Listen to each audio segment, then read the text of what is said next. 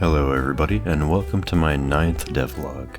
Today we are going to be talking about a map system that I made, a new companion that is going to follow you throughout the game, and you're going to be able to talk to him, and that's actually how you access the map, and just some smaller stuff, some world design and level design changes. If you're new here, I am making a boomer shooter metroidvania with a big focus on platforming and movement. I'm trying to combine the fun of shooter games like Ultra Kill with the fun and exploration of 3D platforming games, especially ones from the early 2000s. The first thing I'll go over is your new companion.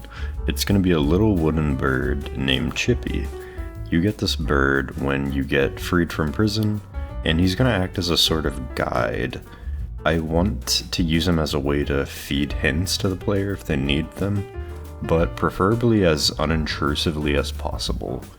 I want his purpose to be similar to Navi from Ocarina of Time, but I think he's going to be more of like a character within the story than Navi, with his own motivations and such and plot arcs that come out of it. So when you first get this bird, Ralphie, the main character, is somewhat standoffish. She just addresses him as Bird for the first level, refusing or kind of just forgetting his name. I'm trying to balance this as much as possible without making her seem unlikable, because I want their relationship to evolve over time. I'm planning for the two of them to start to care about each other more as the game goes on. I actually have two main inspirations for their type of character dynamic. The first one is Guts and Puck from Berserk, and the second one is the much more dark and twisted film Puss in Boots 2. Puss in Boots and Perito. So he's kind of supposed to just start off as an annoying sidekick at first, but grow to become more of like an actual friend as the story goes on.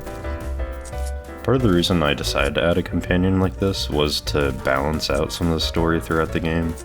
There's a lot of dialogue right now, but for the most part, it's mostly clustered in the hub world. With this companion now, I can give the player some kind of story via dialogue really whenever I want. Most of Chippy's dialogue is probably going to be optional because, one, I don't want to rip the player from combat to focus on seemingly less important dialogue at the moment, and two, some players simply won't like to read as much dialogue. I know boomer or retro shooters are typically not really known for having much of a story, so I definitely want to accommodate players that don't really care about the story as much and just want to play the game for the fun combat and platforming, which is a totally valid way to play. So one of the things that Chippy brings up during his initial dialogue is that he's keeping track of the world map. Raphael can then press M, or the player can press M, or they can summon Chippy in order to view this map. It took me a lot of brainstorming to try to figure out exactly how I was going to render out this map. At first I thought that the world was low poly enough to where I could just render out each mesh of the individual room in a separate camera, but I ended up just scrapping that idea because of the way I had set up the rooms a while ago. I remember that I installed Pro Builder in Unity, which is a really cool in-game, in-engine 3D modeler that is wonderful for quick mock-up stuff. Just stuff that in the engine needs to change a lot. So it's good for modulation during development. I decided to just use Pro Builder to model out the map, and it took me only about a day to recreate minimalistic meshes for each room for the prison level. So I think this is going to be the system I use going forward. The only thing I'm a little bit worried about right now is I'm not quite sure how I'm going to do the outdoor areas. I think modeling them isn't going to be a problem, but just the act of having like the information of the map known from the player, like having the player discover certain areas, is going to be a lot more difficult when there's not strict boundaries for each room.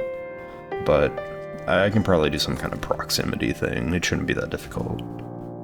So for the map itself, you can control the camera, you can move it around, you can rotate it, you can change floors for the individual areas you're in. Like for the prison area, there's 3 separate floors that you can toggle between. This was probably the easiest solution for having a 3D map because it just is a lot better for readability. And it's actually my main source of inspiration for this was Luigi's Mansion, how the map is set up in that game. Because if you just presented everything without floors, that map would just be a mess. So I think this is probably the best solution. I think I'm eventually going to give you the ability to zoom out onto the broader world, like see heaven and then see the entire world on a certain map screen. Hovering over each room will also tell you the specific name of that room. Some of the UI right now is placeholder, but for the most part I'm pretty happy with what I was able to do in these past few weeks. I'm wondering exactly how much information I should display on the map.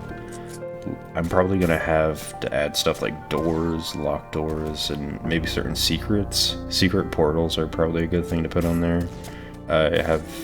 If you don't remember, I have a bunch of secrets just scattered around the world that the player can jump into, and it opens up a portal to a challenge area. Tabernacle should definitely be on the map, which are basically like your Dark Souls bonfires. They're portals that warp you back to the hub world. Some other stuff I've been working on has been changes to the prison level.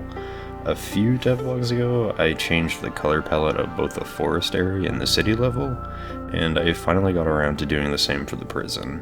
I decided to give it much more cool colors, and I think now it overall has a much more somber, depressing vibe now, which I think is fitting for the moment in the story, and it just feels more cohesive overall with the color palette.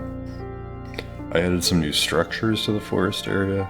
I added a church area that has a bell tower, and it overlooks the final section of the forest, and there's probably going to be some kind of secret up there, or collectible.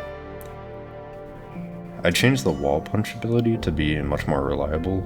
Every time you punch a wall, it basically clamps your vertical velocity if it goes negative, so it ensures that you always get some air, and there's some pretty fun stuff you can do with it now.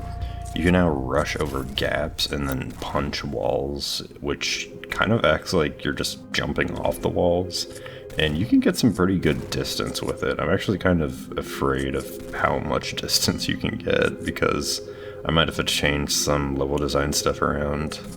I also started playing around with the next movement ability that I'm going to give you.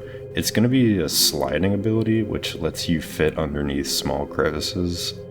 I'm going to start planning out secrets I can hide under this ability.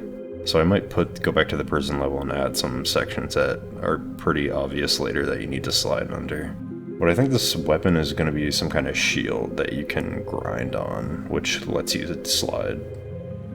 I think the next few weeks I'm going to be focusing primarily on overhauling the forest area, because that's the last major section that I need for the demo that I'm working on. I might be working on another boss for that next week, or some secret areas for it. There's a lot of stuff I could do to populate that area. I'm also noticing that it's just kind of a little bit shorter than the other levels. I think it's mostly just because you get the arm cannon, which gives you the ability to rush, and it just increases your speed overall. So I might need to go and add some verticality to that to break up the constant running. But yeah, I think that pretty much wraps it up for this devlog. As always, thank you so much for watching. I would very much appreciate if you're not already subscribed, subscribe, leave a like, leave a comment. I read and respond to every comment, and I love hearing about what other people think about my game. So thank you so much once again, and I'll see you next time for devlog number 10. Maybe I should do something special for it.